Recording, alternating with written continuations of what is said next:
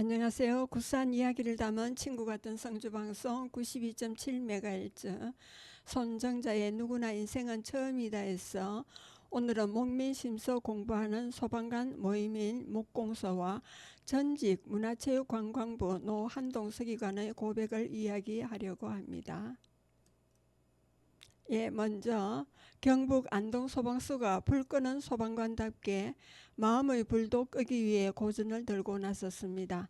청렴은 최고의 방화복이라며 정약용 선생의 고전을 읽고 토론하여 현장 소통과 실천 과제를 도출하여 청렴 협업에 대해 부서별로 공유하고 있습니다.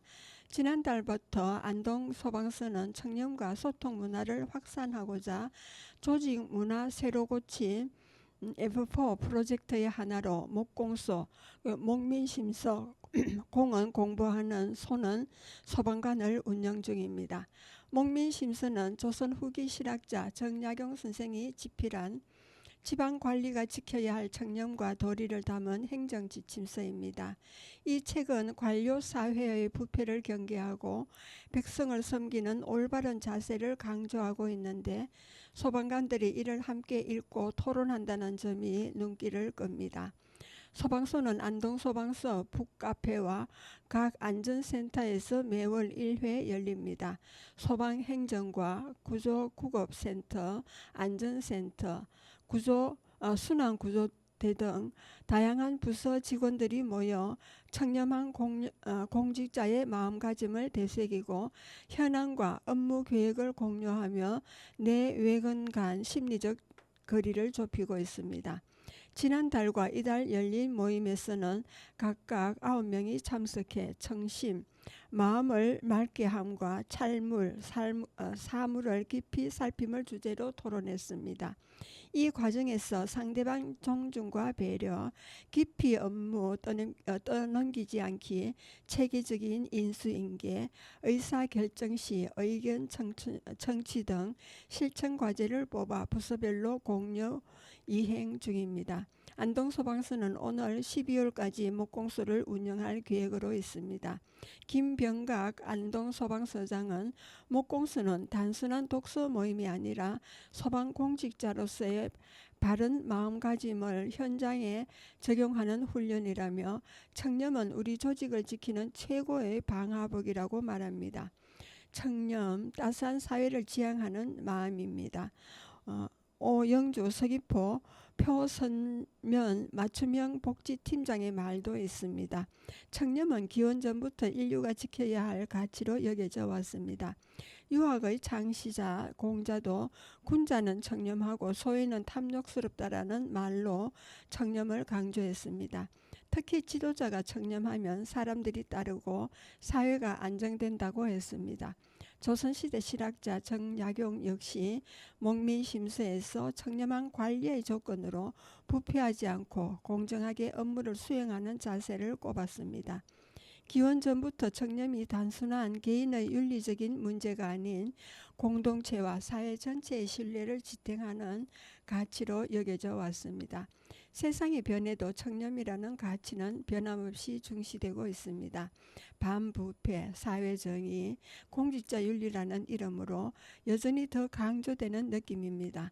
따스하고 공정한 사회를 만들기 위해 청렴이 필요한 까닭은 무엇일까요? 공정의 의미를 흥미롭게 풀어낸 이야기가 있습니다. 경기장 바깥에서 3명의 아이들이 경기를 보려고 애쓰고 있었습니다. 키가 아주 큰 아이는 담장 너머로 볼 수 있었으나 아주 작은 아이, 그리고 중간 정도인 아이는 담장에 가려 볼 수 없었습니다. 똑같이 2개씩 디딤 상자가 주어졌습니다. 아이들은 양보하고 배려해서 큰 아이는 상자를 쓰지 않고 중간 키의 아이는 2개의 상자로 가장 작은 아이는 4개로 이렇게 모두 경기장 안을 보게 되었습니다. 이 모습을 공정의 개념으로 설명했습니다. 모두에게 똑같이 나누어주는 것은 공평에 지나지 않습니다. 한 사회도 중요하지만 모든 사람이 행복할 수 있는 공정한 사회가 더 중요하다는 생각입니다. 청렴은 사회 전체가 더 나은 방향으로 나아가기 위한 필수적인 가치라 생각합니다. 모두가 청렴해야 하는 이유도 여기에 있는 것 같습니다.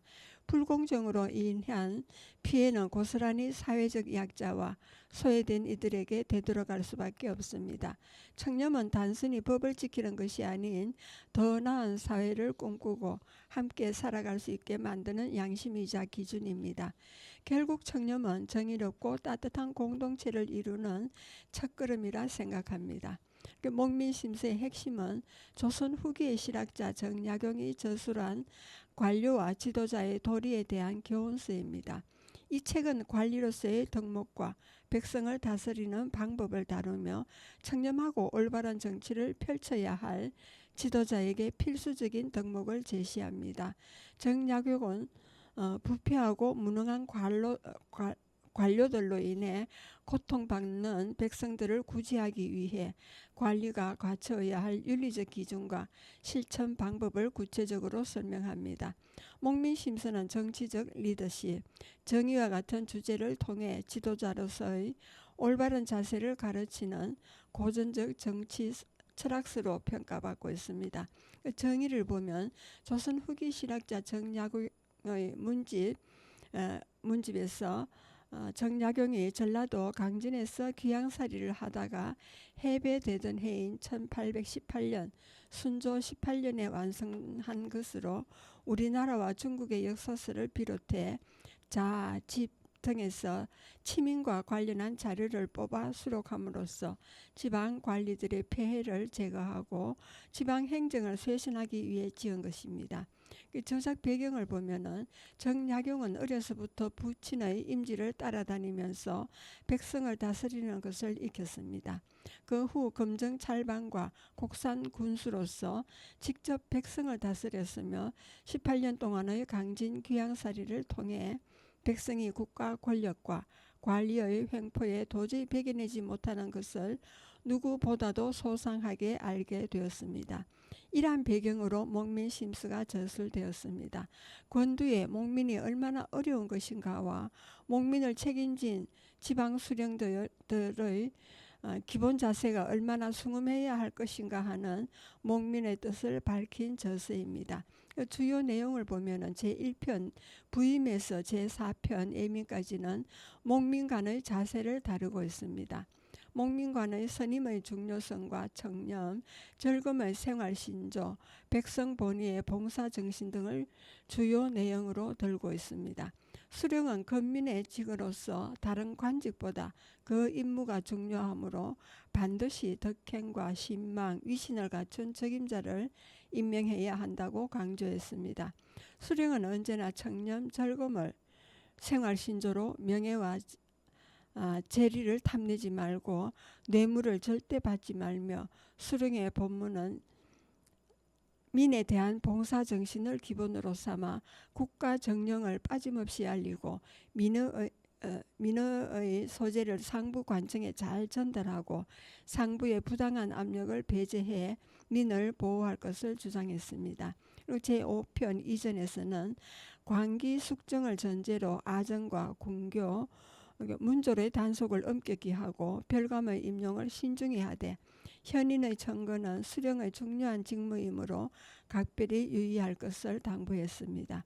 그리고 제6편 호전은 목민심서 가운데 가장 핵심적인 부분으로 전정, 세법, 곡부, 호적, 평부, 권동 등의 조목을 통해 토지 제도의 현황과 조세 수치의 문제, 진휼의 방식과 함께 부세 운영과 농업 장려의 방법을 제시하고 있습니다.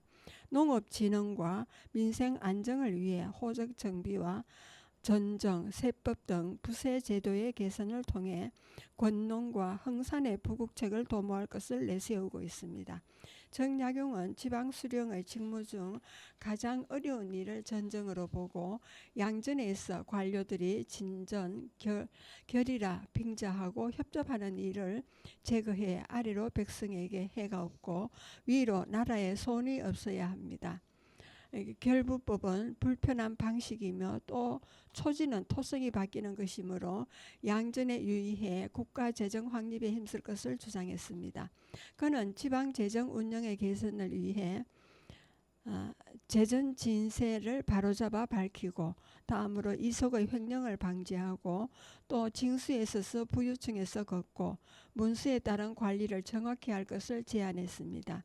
그리고 관료직 고리대와 악용되는 황국의 협잡을 자세하게 논정했습니다. 이러한 협잡 제거는 제도적인 개혁과 즉 법으로서의 구속을 기본으로 하지만 국가 재정의 정비, 관료의 절약과 청백 사상에 따른 윤리적 제약과 함께 문서 관리의 정확성에서 찾고자 했습니다.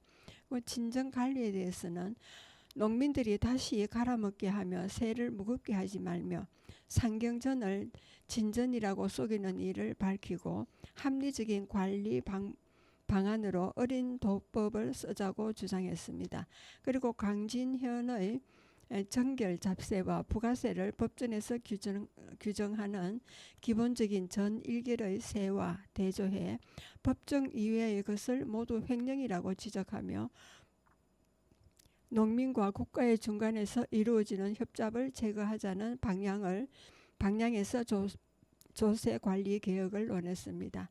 그리고 제7편의 예전에서는 추자와는 다른 진보적인 교육관을 살필 수 있습니다. 그리고 제8편 병전에서는 첨정과 수포의 법을 폐지하고 군안을 정리하는 등 당시 민폐가 가장 심했던 군정개혁안을 제시하고 있습니다. 또한 수령은 백성들의 생산활동에 지장되지 않는 범위에서 항상 훈련을 실시하므로 비상시에 대처하고 나아가서 국방력 강화를 위해 외국의 발전된 무기도 수입해야 한다고 주장했습니다. 그리고 제9편의 형전에서는 청송과 형옥을 신중히 할 것을 제시하면서 봉건적 형벌 제도의 남용을 견제했습니다. 당시의 법규가 백성을 계몽시키지 않고 형벌을 가하는 것은 실상에 있어서는 백성을 잡기 위해 거물질하는 것과 같다고 하면서 수령은 선교도 후 형벌의 원칙을 견지할 것을 강조했습니다. 그리고 제10조 공전은 산림과 천택, 영전의 합리적 운영 방안을 제시한 것으로 농업과 함께 임업과 광업, 교통, 수공업, 상업 등 각 분야의 생산력 발전을 위해 선진 기술을 도입할 것을 주장하는 등 산업 개발 문제와 그 대책을 다루고 있습니다. 그리고 제11편 진황에서는 빈민구제로서의 구황 정책을 다룬 것입니다. 그리고 제12편 해관은 수령이 임기가 차서 교체되는 것을 적은 것입니다. 그 의의는 조선 후기 사회 경제의 실상을 파악할 수 있는 중요한 자료로 평가되고 있습니다. 1901년 광문사에서 인간했으며 1969년 민족문화추진회에서 국역 간행했습니다. 1985년 다산연구회에서 교정하고 주회를 달아 국역본으로 간행했습니다. 그리고 18세기 조선시대에 살았던 정약용은 전라도 강진에서 18년간 유배생활하면서 지은 책으로 처음에는 여유당 전서라는 큰 제목 안에 여러 책이 묶여 있었습니다. 책이 너무 방대해 사람들이 읽기 어려워하자 자신이 직접 쓴 책들만 따로 빼 여유당 전서라는 새로운 이름을 붙이게 됩니다. 이때 분리된 책 중 하나가 목민심서입니다. 대표작 여러 가지 중 손꼽히는 작품은 목민심서와 경세유표입니다. 두 작품 모두 조선사회 문제점을 냉철하게 분석하고 대안을 제시했다는 점에서 높이 평가받고 있습니다. 이 책은 조선시대에 쓰여졌지만 시대를 초월하는 가치를 담고 있어 지금까지도 공직자의 윤리교과서 역할을 하고 있습니다. 가장 두려워해야 할 세 가지는 백성과 하늘 그리고 자기 마음이라 했습니다. 이를 통해 우리는 공직자의 역할과 책임에 대해 다시 한번 생각해 볼 수 있으며 올바른 공직자의 자세를 배울 수가 있습니다. 목민 심서의 뜻은 목민은 백성을 다스림이고 심서는 목민할 마음을 가졌지만 실천할 수 없었던 현실을 담아내어 지은 이름이라 밝혔습니다. 정약용의 학문적 깊이가 가장 깊어진 시기에 지어진 것으로 지배층에 대한 비판과 대안을 담은 가장 대표적인 역작입니다.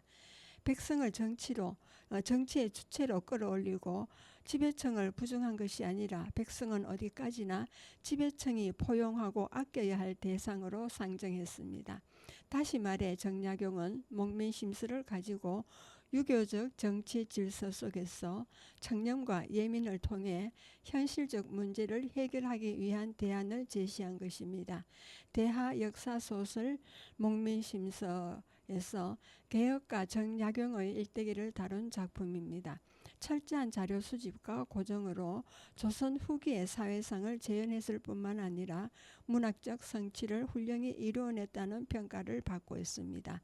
처음 발간된 1992년 이래 현재까지도 650만 부 넘게 판매되며 국민소설로 자리매김했습니다.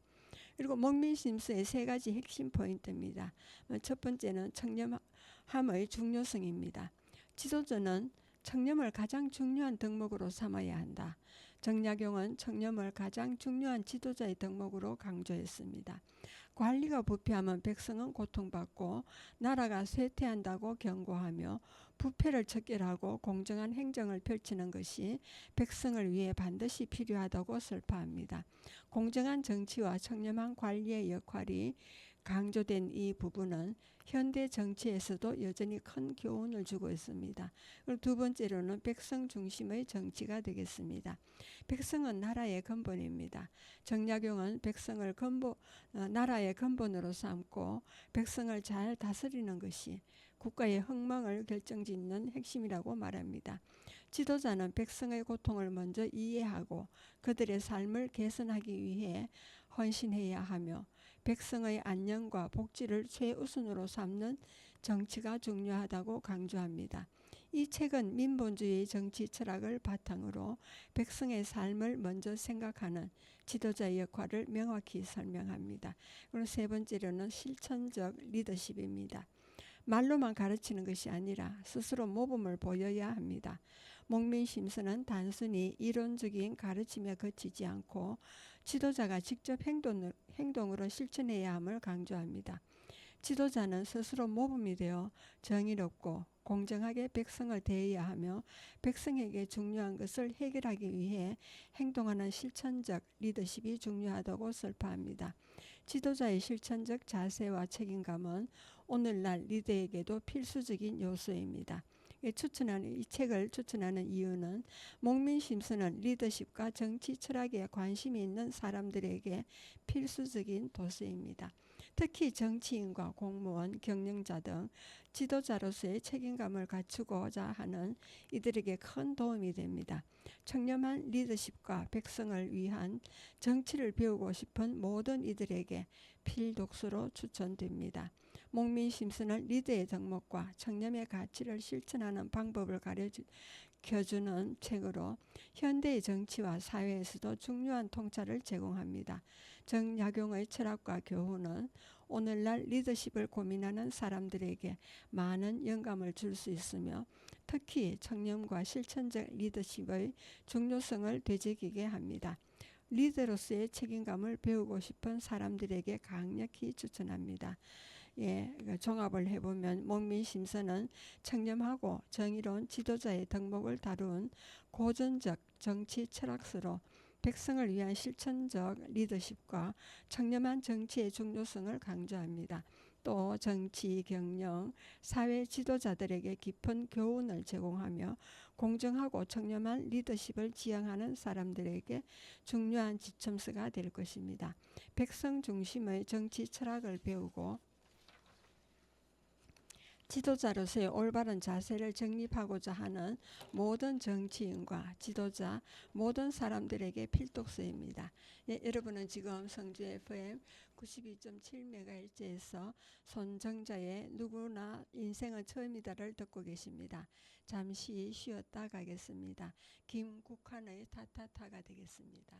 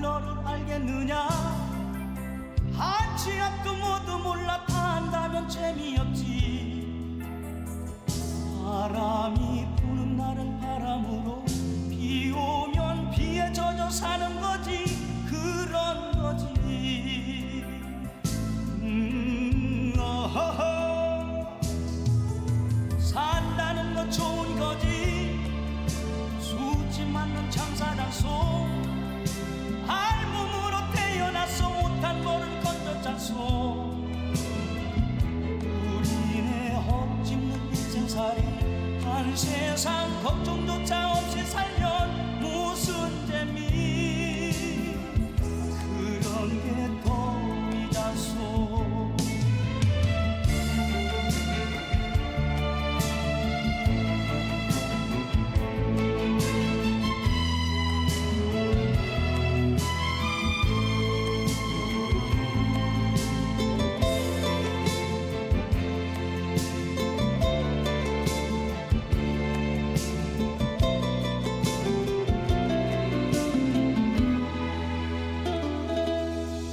내가 나를 모르는데 난들 너를 알겠느냐.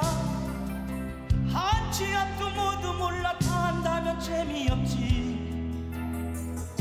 바람이 부는 날은 바람으로 비 오면 비에 젖어 사는 거지 그런 거지. 어허허. 산다는 건 좋은 거지. 수지 맞는 장사자소. 알몸으로 태어나서 못한 걸음 건졌자소. 우리네 헛짓는 인생살이 한 세상 걱정조차 없이 살면 무슨 재미 그런 게 도리다소.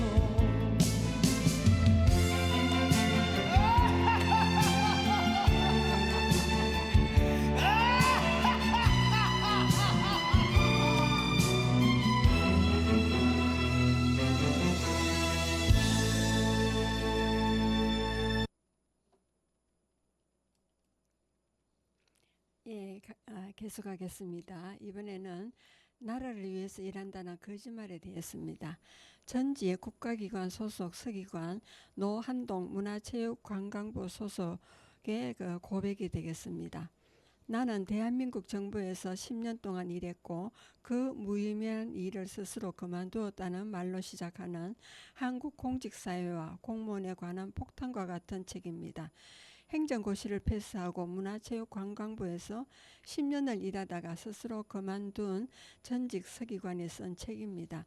그는 공직사회에서 오랫동안 몸담은 내부자만이 가질 수 있는 시각으로 정부와 관료 조직을 생생하게 폭로하고 그 조직 구성원들이 사적 이익과 생존을 위해 방패막이로 두른 나라를 위해서 일한다는 거짓말을 심층적으로 비판합니다.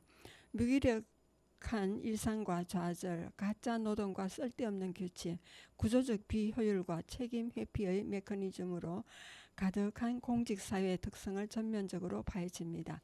제1장에서는 일하는 척하는 의미 없는 반복입니다. 공직사회에서 보여주기 위한 일이 많습니다. 실제로 중요한 일보다도 보고서를 채우고 숫자를 맞추는 것이 우선이 됩니다.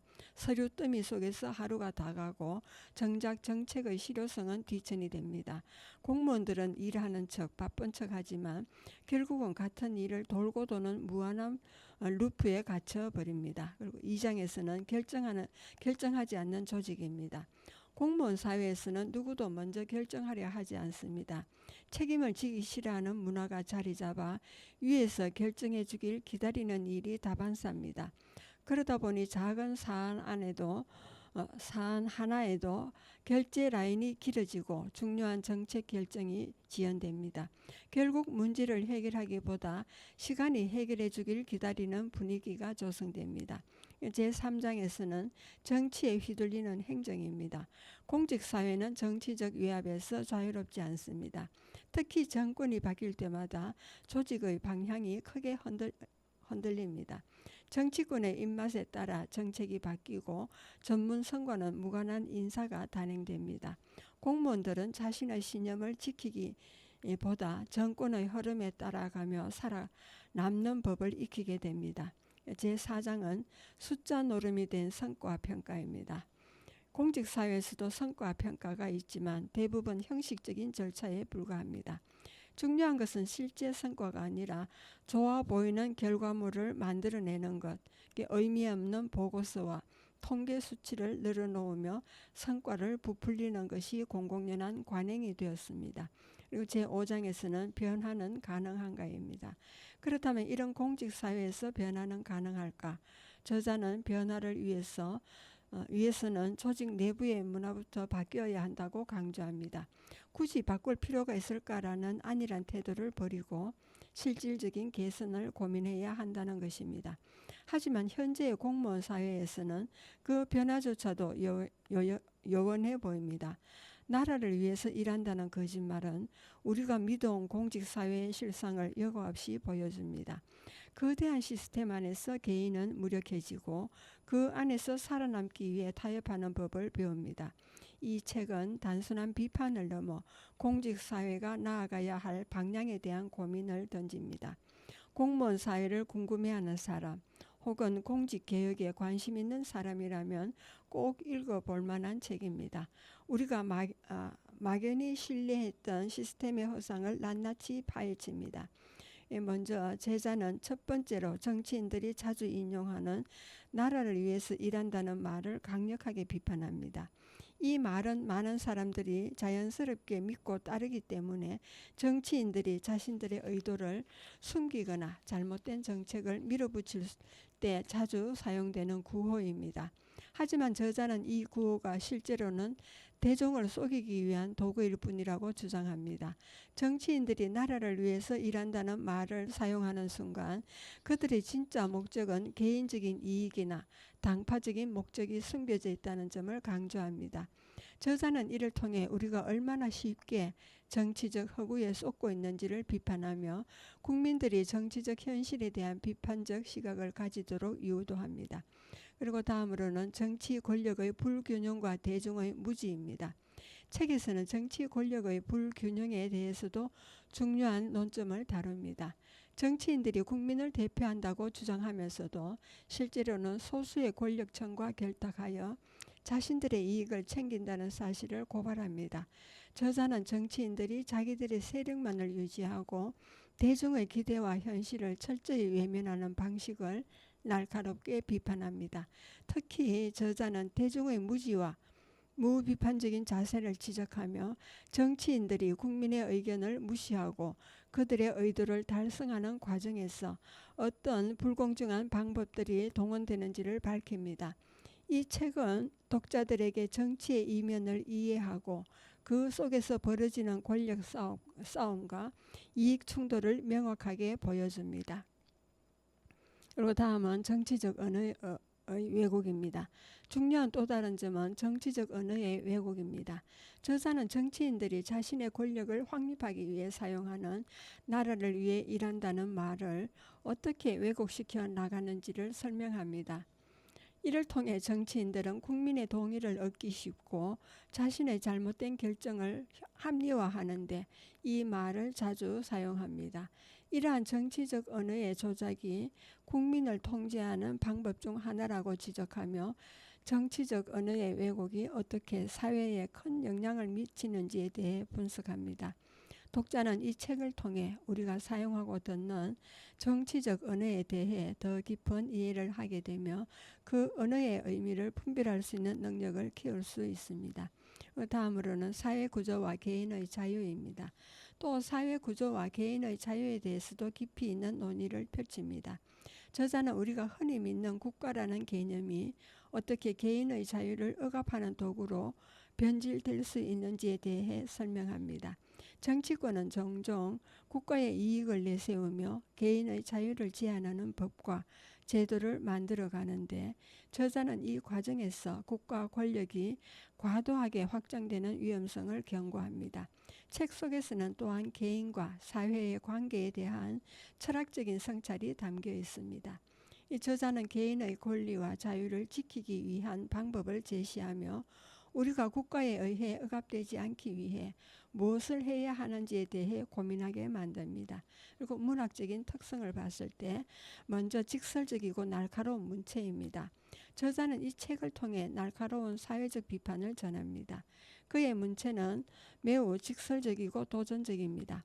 정치적 문제를 다루기 위해 복잡한 이론을 사용하기보다는 쉽게 이해할 수 있는 언어로 우리 사회의 문제를 파헤칩니다. 그 결과 독자는 이 책을 읽으면서 자신의 사회적, 정치적 입장을 다시 한번 생각하게 됩니다.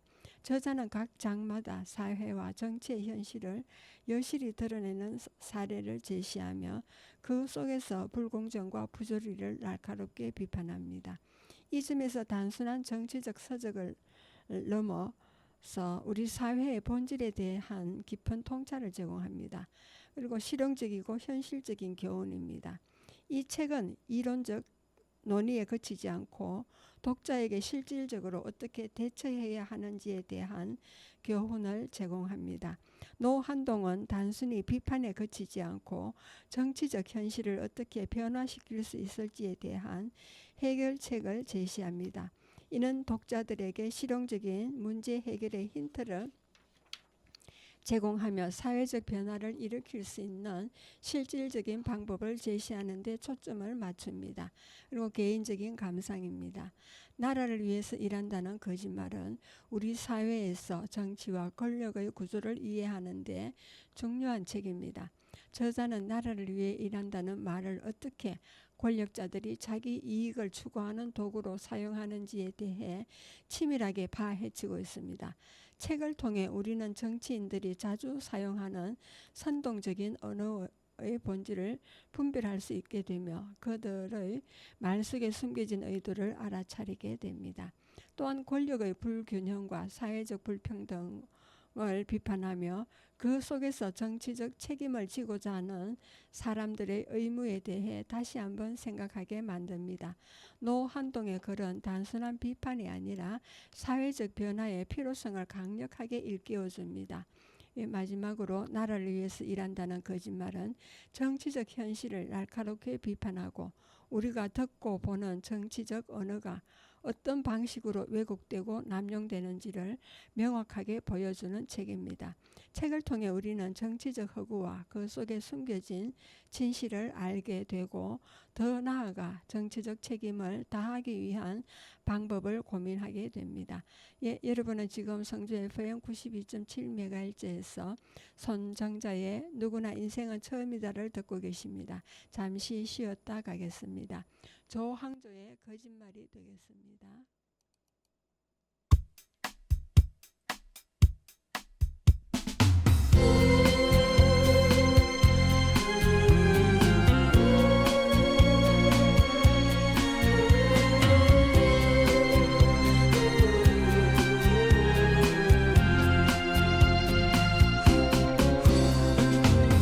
사랑했다는 그 말도 거짓말, 돌아온다던 그 말도 거짓말, 세상의 모든 거짓말 다 해놓고 행여 나를 찾아와 있을 너의 그 마음도 다칠까, 너의 자리를 안고 비워둔다.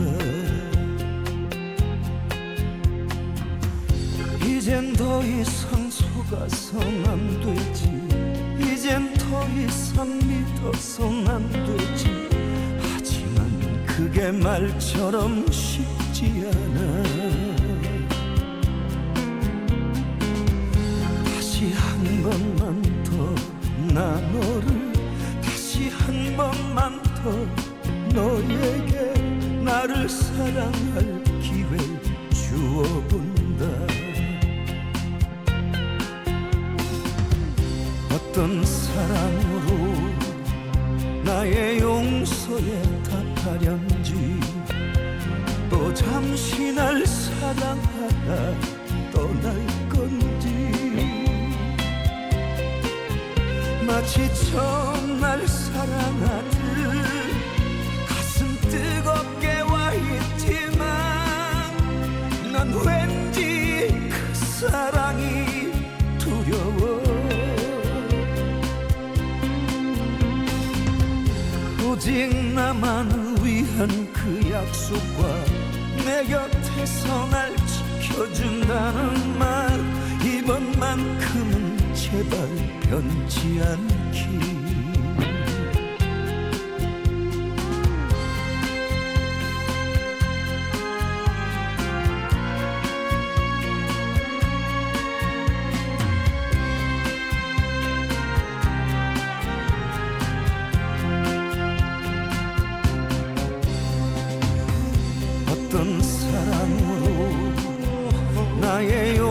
어디서에 달하련지 또 잠시 날 사랑하다 떠날 건지 마치 처음 날 사랑하듯 가슴 뜨겁게 와 있지만 난 왠지 그 사랑이 두려워 오직 나만을 위한 그 약속과 내 곁에서 날 지켜준다는 말 이번만큼은 제발 변치 않기 오직 나만을 위한 그 약속과 내 곁에서 날 지켜준다는 말 이번만큼은 제발 변치 않기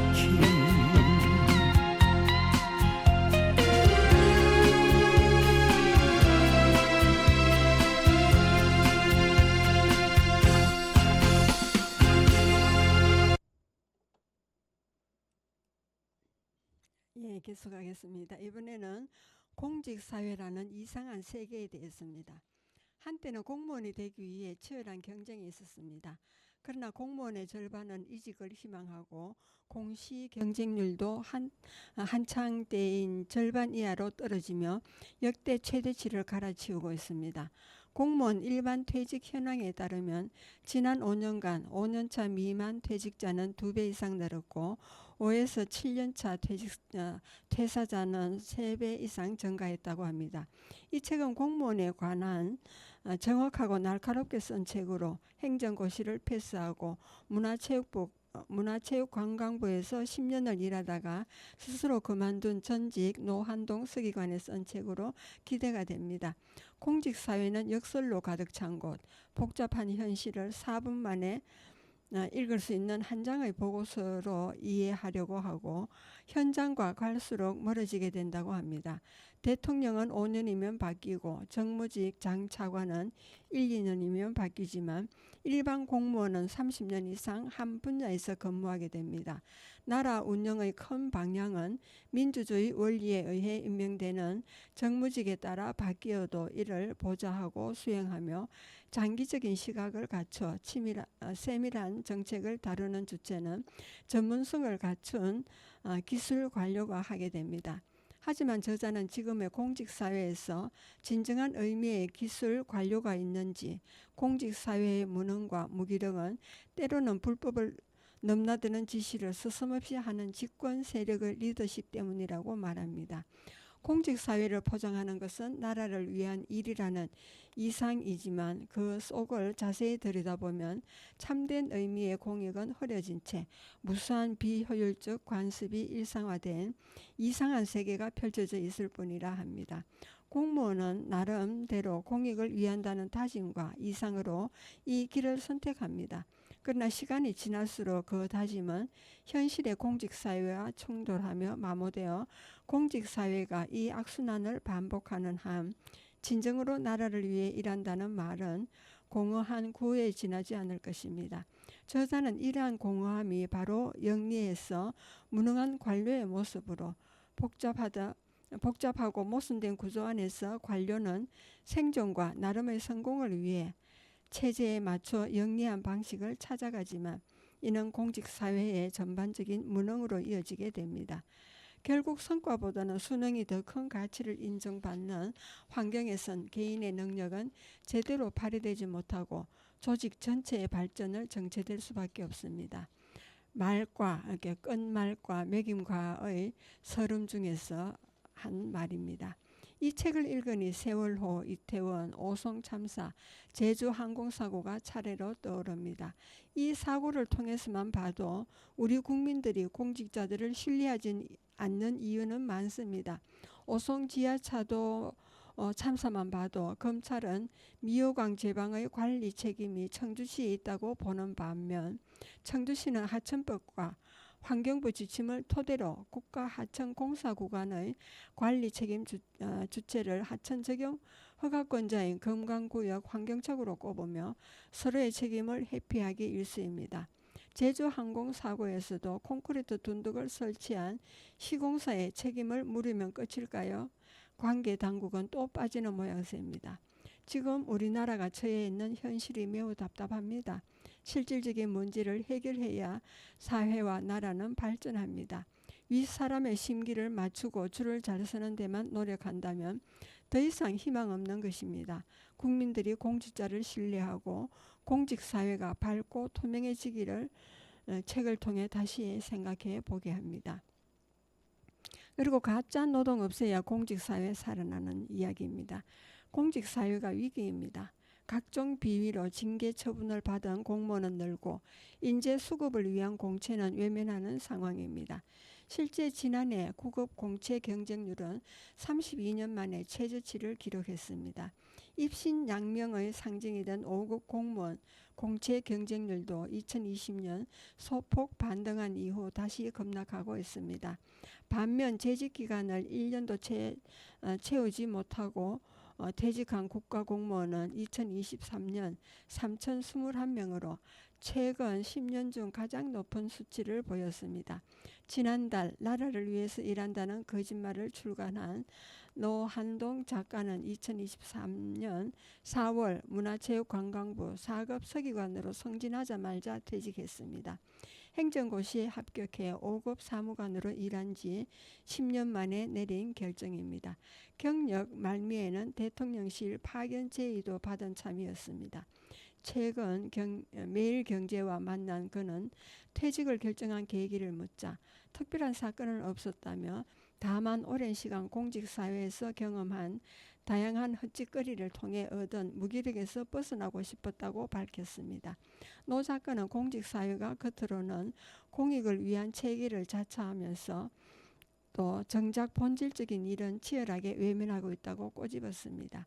시대 변화를 따라가지 못하는 조직 문화가 만든 가짜 노동이 대다수의 관료를 잠식하고 있다는 것입니다. 현장을 중시하면서도 정부 기조에 맞춰 연극처럼 준비하는 현장 간담회와 과도한 호치키스 행정, 가동성만을 강조한 보고서 등이 대표 사례입니다. 호치키스 행정은 타 부서의 정책을 모아 보고하는 일을 일컫는 공직사회의 언어입니다. 장관이 바뀌면 새로운 수장의 성향에 따라 조직 문화가 급변하는 총극도 소개했습니다. 노 작가는 우리말 사랑이 끔찍했던 장관 재임 시절 정부 사업 명칭에 알파벳 K를 뺀다고 고생했던 반면 후임 장관이 인상적인 단어의 사용을 강조하자 이니셜 K가 범람해 K체 같은 조악한 단어까지 등장했다고 개별 공무원들의 능력이나 사명감은 출중하지만 이를 살리지 못하는 조직 문화가 영리해서 무능한 관료를 만들고 있다고 비판했습니다. 박근혜 정부의 문화예술계 블랙리스트 사건과 문재인 정부의 월성 원전 자료 삭제 사건 등으로 공직사회의 면피 기조가 심해졌다는 점도 지적했습니다. 윗선의 지시를 이행한 공무원에게 징계를 넘어 형사처벌을 비롯한 법적 책임까지 물으면서 보신주의가 극에 달했다는 것입니다. 상급자가 보고서를 수정하면 파일명에 과장이 수정 지시하는 과수원 그리고 국장이 수정을 지시하는 국수원 같은 단어를 추가하며 알리바이를 남기는 행위를 예로 들었습니다. 노 작가는 공무원은 공익의 수호자로서 상관에 위법하거나 부당한 명령을 양심에 따라 단호히 거부해야 한다는 말에 동의한다면서도 어떤 명령이 대통령의 통치 행위나 재량 행위에 해당하는지 완벽하게 구별하기 어려운 상황에서 이 같은 기조는 공무원들의 부담을 가중시킬 수밖에 없다고 토로했습니다. 그러면서 공직사회를 재건하려면 이런 집권당과 무관하게 꼭 해결해야 하는 요소라고 덧붙였습니다. 한국 사회가 정부를 사회에서 발생하는 문제 대부분에 대한 해법을 제시해야 하는 주체로 인식하고 있는 점에도 변화가 필요하다고 꼽았습니다. 발전 국가 시기의 시기 의제를 설정하고 정책을 결정하는 권한이 정부와 관료에게 집중됐던 것은 맞지만 현재는 아니라는 설명입니다. 특히 민주화를 통해 그 권한의 상당 부분이 정치권과 시민사회로 넘어간 만큼 권한과 의무의 불일치가 최소화가 필요하다고 당부했습니다. 관료들의 역량을 제대로 활용하지 못하고 전문성 함량에 걸림돌이 되는 순환보직 제도의 무용성도 비판했습니다. 오히려 1, 2년마다 인사과의 명령을 따라 보직을 변경하면서 조직 논리에 순응하게 만든다는 설명입니다. 노 작가는 민간과의 유착 등을 예방한다는 제도의 취지는 거의 살리지 못하고 단점만 부각되고 있다며 인사정책을 설계할 때 인사권자의 편의가 아니라 개인의 선택권을 보장하는 방향으로 수정이 필요하다고 강변했습니다. 신간을 펴낸 까닭입니다. 실질적 변화를 이끌어내려면 심도 있는 사회적 의도가 선행되어야 하는데 책을 통해 그 물꼬를 트고 싶다는 것입니다. 노 작가는 공직사회를 개선할 방안으로 급여 현실화와 행정고시로 뽑는 5급 공채 제도 폐지, 그리고 민간 채용 확대 등을 말하지만 조직 문화를 바꾸지 않는다면 결과는 그대로일 것이라며 넘쳐나는 가짜 노동과 쓸데없는 규칙을 걷어내야 관료가 본래의 역할과 책임을 다할 수 있는 환경이 조성될 것이라고 주장했습니다. 그리고 출세에 영리하지만 일은 치열하게 외면하는 가짜 노동 걷어내야 무기력증이 풀린다는 제목에서는 겉으로는 공익을 위한 체계를 자처하면서도 대다수의 관리가 자신의 출세를 위해 영리하게 움직이며 정작 본질적인 일은 그만큼 치열하게 외면하는 기형적인 세계가 바로 공직사회입니다. 노한동 전 문화체육관광부 서기관은 최근 출간된 나라를 위해 일한다는 거짓말에서 한국 관료 사회에 대해 이같이 평가했습니다. 노 전 서기관은 2023년 서기관으로 승진한 직후 사직했습니다. 대학 재학 중 행정고시에 합격해 공무원 생활을 시작한 지 10년 만입니다. 최근 경향신문사에서 만난 그는 안정적인 공직자 생활을 그만둔 이유와 관련해 위로부터의 압력에 떠밀려 부당한 일을 해야 했다거나 괴팍한 상사의 괴롭힘에 시달리기 때문은 아니라고 말했습니다. 드라마에 나올 법한 극적인 사건은 없었다며 사직은 해를 거듭할수록 공직사회의 문제점들이 시야에 점점 더 선명하게 들어오면서 자연스럽게 닥친 결과에 가깝습니다. 특별한 계기는 없었어요. 가랑비에 옷이 젖듯 그만둬야 한다는 생각이 들었습니다. 책에서 쓴 에피소드들이 켜켜이 쌓이면서 그렇게 된 것 같습니다. 평범한 범생이의 눈으로 봐도 공직사회는 지극히 이상한 사회였습니다. 공직자는 정권의 부침에 따라 자칫 범죄자가 될 수 있습니다. 박근혜 정부의 문학의 인사 블랙리스트 작성 사건이 대표적입니다. 재학 중 행시에 합격해 블랙리스트가 실행되던 시기에 뒤늦은 군복무를 하고 있던 그는 위법 행위에 연루되지 않을 수 있었습니다. 그러나 블랙리스트 공무원과 나 사이에는 종이 한 장 차이밖에 없었다는 현실을 깨달았습니다. 개개인의 영혼은 정의로운 행동이 아니라 면피와 행운으로 지킬 수 있다는 사실이 그가 목격한 공직사회의 첫 번째 민낯입니다. 우리나라 공직사회에서는 아무것도 하고 있지 않지만 무언가 하는 것처럼 보여야 합니다. 회식 자리 건배사로 우리 문제는 현장에 답이 있다. 우문현답이라고 외치지만 정부 부처 장관들의 현장 간담회는 잘 짜인 극본과 같습니다. 장 차관들의 현장 행보가 인사평가에 반영되기 때문에 실무자들은 아무런 계기가 없는데도 간담회를 1년 내내 만들어야 합니다. 장관이 국어 사용을 중시하는 사람일 때는 K를 최대한 줄이기 위해 보고서에 K컬처 대신 신한류, K팝 대신 K팝이라 쓰다가도 장관이 바뀐 뒤에는 K체처럼 정체불명의 신조를 남발하는 일이 벌어지기도 했습니다. 그는 공직자의 무기력을 해소하려면 공직사회에 만연한 가짜 노동을 걷어내야 한다고 봅니다. 작성할 땐 밤을 새우지만 정작 발표하고 나면 누구도 달성을 위해 노력하지 않는 매년의 업무 계획, 아무도 제대로 읽지 않지만 심하면 몇만 페이지에 달하는 부처별 예산 사업 설명 자료, 어차피 한 페이지로 정리하여 보고할 수십 페이지의 경제장관회의 자료, 한 줄로 요약할 수 있는 내용을 풀 버전, 요약 버전, 장관 버전, 차관 버전, 국장 버전으로 한없이 나눠서 작성하는 법안 자료 같은 것들입니다. 지난달 말 출간된 노 전 서기관의 책은 이미 2세에 들어갔습니다. 우리 공직사회에 대한 그의 문제의식이 좀 더 많은 독자들과 만날 수 있게 된 것입니다. 정부 사무관급들은 지금 대부분 녹초가 된 것 같아요. 무기력함에 치를 떨면서 조직의 무능함을 어떻게 해결해야 할지 고민도 많이 합니다. 하지만 조직 안에서 이런 이야기를 한다는 건 사실상 불가능합니다. 제가 밖에서 이런 이야기를 하는 건 우리 공동체와 친정인 공직사회에 대한 제 나름의 충정입니다. 퇴직 공무원 선별금 예우인가 강제인가? 연말연시 인사철을 맞아 공무원 사이에서 전별금 문화를 두고 찬반 의견이 이어지고 있습니다. 전별금의 사전적 의미는 떠나는 사람을 위로하고 아쉬움을 표현하기 위해 전하는 돈을 말합니다. 공직사회에서는 보통 퇴직자나 전출자에게 전달하는 것이 관례로 여겨집니다. 하지만 일명 김영란법이라고 불리는 부정청탁 및 금품 등 수수 금지에 관한 법 시행 이후 정부의 개선 공고에 따라 현재 중앙부처의 전별금 제도는 거의 자취를 감춘 것으로 보입니다.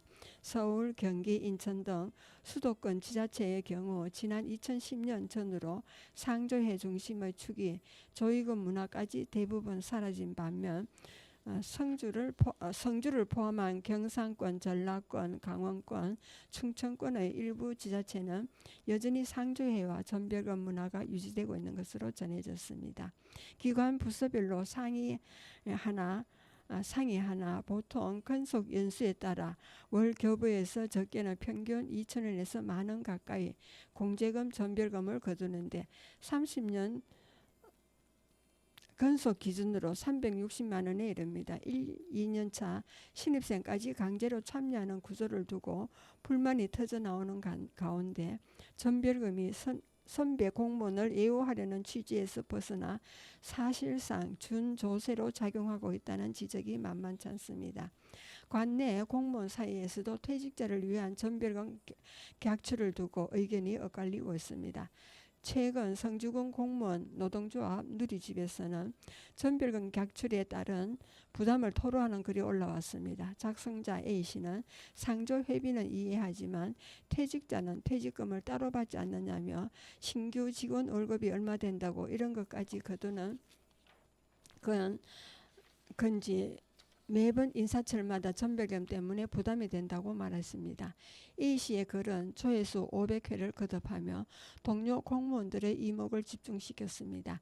이에 대해 B씨는 댓글로 1년에 10,000원도 안 되는데 부담이 가느냐며 해외여행 가거나 비싼 옷, 비싼 차 살 때는 부담을 안 느끼면서 유독 전별금만 아까워하니 안타깝다고 비판하기도 했습니다. 또 C씨는 일면식도 없는 사람에게까지 전별금을 내야 하는데 자율적으로 바뀌면 된다고 의견을 나타내기도 했습니다. 이처럼 전별금에 대한 문제는 개인의 경제적인 부담을 넘어 공직사회 관행과 세대 간 인식 차이를 현저히 보여줍니다. 국민권익위원회 측은 공무원 행동 강령에 따라 직무 관련자 간 금전을 거두거나 모금하는 행위는 금지된다며 다만 개별 상조의 회칙 등에 따라 제공되는 전별금이나 동료 간 사교 목적으로 주고받는 소액의 선물은 가능하다고 설명하고 있습니다. 문제는 상조회가 아닌 방식으로 전별금을 모금하는 경우인데 이는 법적 판단이 필요한 영역이며 법의 예외 규정이 오히려 강제성을 부추긴다는 지적이 나옵니다. 전별금 각출 문제를 둘러싼 논쟁은 공직사회에서 세대 간 소통의 부재와 관행 개선의 필요성 등을 제기합니다. 떠나는 선배에 대한 예우와 후배들의 경제적인 부담 사이에서 균형을 찾으려면 깊이 있는 논의와 제도적 보완이 요구됩니다. 예, 성주신문에 게재된 내용이기도 합니다. 예, 여러분은 지금까지 성주 FM 92.7MHz에서 손정자의 누구나 인생은 처음이다를 들으셨습니다. 마지막 음악을 듣겠습니다. BLL의 가짜가 되겠습니다.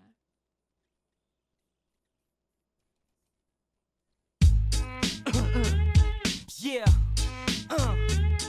What? Yeah. 바스코 준비됐어.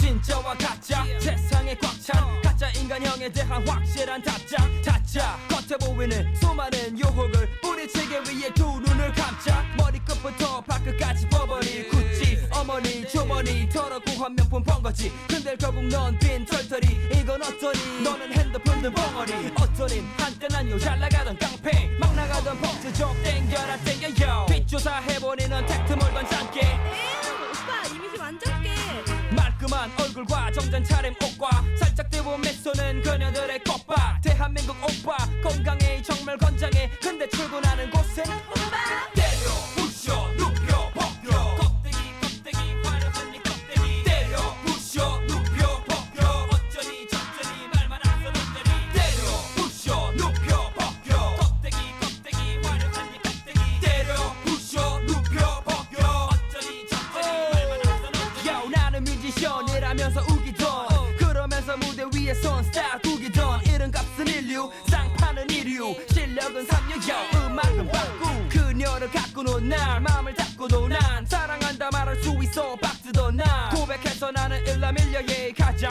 우리 둘의 사랑은 갖고는 빵 이태원 가면 깔린 이미테이션 강남 가면 인간 마네킹 폴로 기지 바지에 닥터 마틴 딱 맞춰 막힌 국제 인간들은 자칭 신세대의 백제 그녀 가슴은 완벽해 완전해 내 소원이 너무도 간절해 친구한테 5만원 빌리곤 여관 가서 벗기곤 꽉 찌니 이게 뭐야 에어 실리콘 때려 부셔 눕혀 벗겨 껍데기 화려한 네 껍데기 때려 부셔 눕혀 벗겨 어쩌니 저쩌니 말만 안 써놓더니 때려 부셔 눕혀 벗겨 껍데기 화려한 네 껍데기 때려 부셔 눕혀 벗겨 어쩌니 저쩌니 말만 안 써놓더니 있는 척 이쁜 척 호들갑에 잃는 건 내면 속의 아름다움 우리들이 잊은 건 마음이란 거 가슴이란 거 높이란 게 아닌 요 깊이라는 거 삐까번쩍한 외모가 다가 아니야 외제차가 아니야 중요한 건 마음이야 시작이 발이야 초심으로 다시 돌아가서 시작하자꾸나 나의 친구야 빈털터리 내 인생 그래도 난 행복해 내 행동에 부끄럽지 않아 내 맨손에 지식 아닌 진실을 줬으니요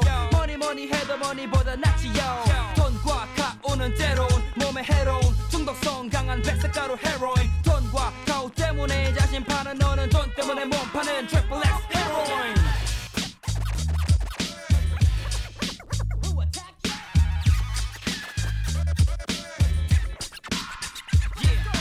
준비된 오빠들 손을 막 나가던 펑스족 땡겨라 땡겨요 뒷조사 해보니 넌 택트 몰던 짠게 오빠 이미지 완전 깨 말끔한 얼굴과 정장 차림 옷과 살짝 떼본 미소는 그녀들의 꽃바 대한민국 오빠 건강해 정말 건장해 근데 출근하는 곳은 오빠 때려 부셔 눕혀 벗겨 껍데기 화려한 네 껍데기 때려 부셔 눕혀 벗겨 어쩌니 저쩌니 말만 안 써놓더니 때려 부셔 눕혀 벗겨 껍데기 화려한 네 껍데기 때려 부셔 눕혀 벗겨 어쩌니 저쩌니 말만 안 써놓더니 야 나는 뮤지션이라면서 우기던 그러면서 무대 위에 선 스타 구기던 이름값은 인류 쌍파는 이류 실력은 3류 음악은 바꾸 그녀를 갖고는 날 마음을 닫고도 난 사랑한다 말할 수 있어 박스도 나 고백해서 나는 일라밀려의 가장 우리 둘의 사랑은 갖고는 빵 이태원 가면 깔린 이미테이션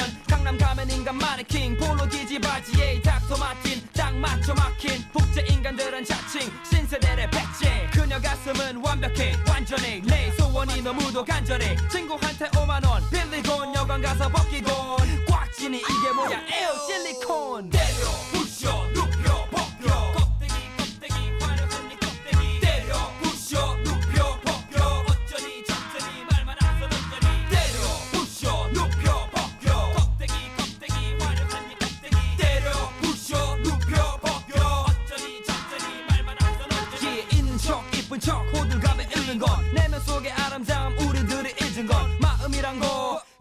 높이란 거 높이란 게 아닌 요 깊이라는 거 삐까번쩍한 외모가 다가 아니야 외제차가 아니야 중요한 건 맘이야 시작이 발이야 초심으로 다시 돌아가서 시작하자꾸나 나의 친구야 빈털터리 내 인생 그래도 난 행복해 내 행동에 부끄럽지 않아 내 맨손에 실시간인 진실을 줬으니 yo 뭐니 해도 뭐니보다 낫지 yo 돈과 가오는 때론 몸에 해로운 중독성 강한 백색가루 헤로인 돈과 가오 때문에 자신 파는 너는 돈 때문에 몸 파는 트리플 X